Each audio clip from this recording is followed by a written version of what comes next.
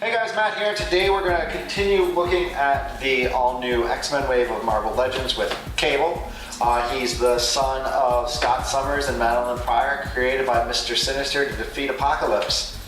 I think. It was a long time ago, but regardless, here we go. Everyone's favorite techno-organic virus-inflicted hero, Cable. Here he is, front of the package. You've got Cable, you've got two big guns. What would Cable be without big guns? And the Juggernaut lower half of the torso.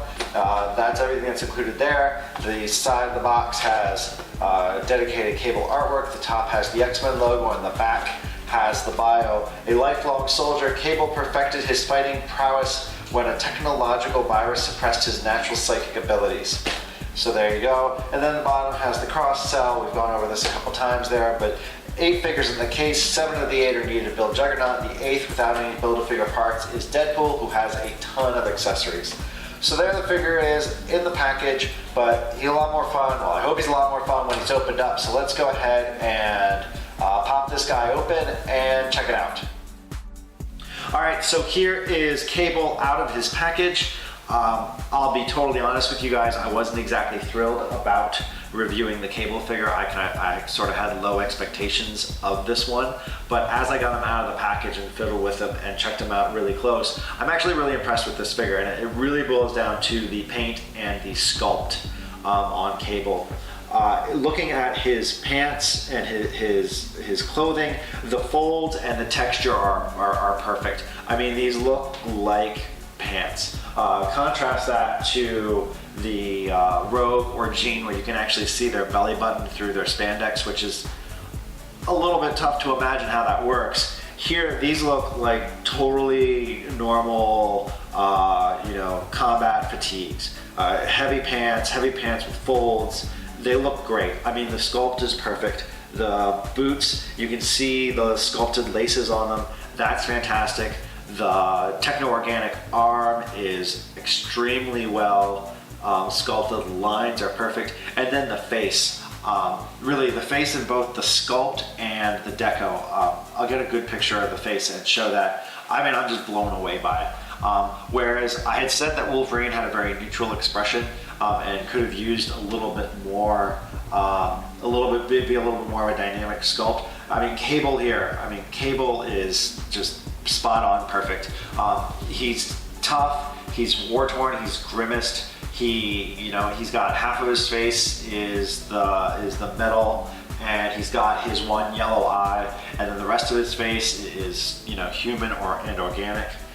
I mean, it looks good, and even the hair, the details in the hair, it's in the texture, it's all just so very good. I actually say that the sculpt in the face and the pants, really make this figure.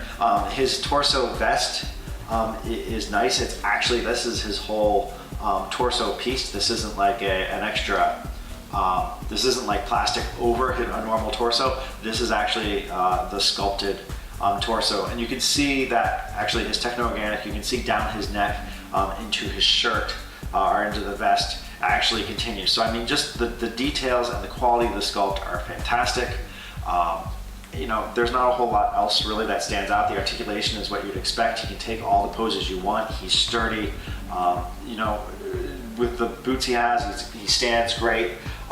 That's all really good. I'd say the complaint I have with this figure are really around the weapons and the accessories. He has these 2 guns, right? And I don't know. Cable's a 90s comic character, and he has the required pouches and belts, but these guns just don't seem nearly big enough for him.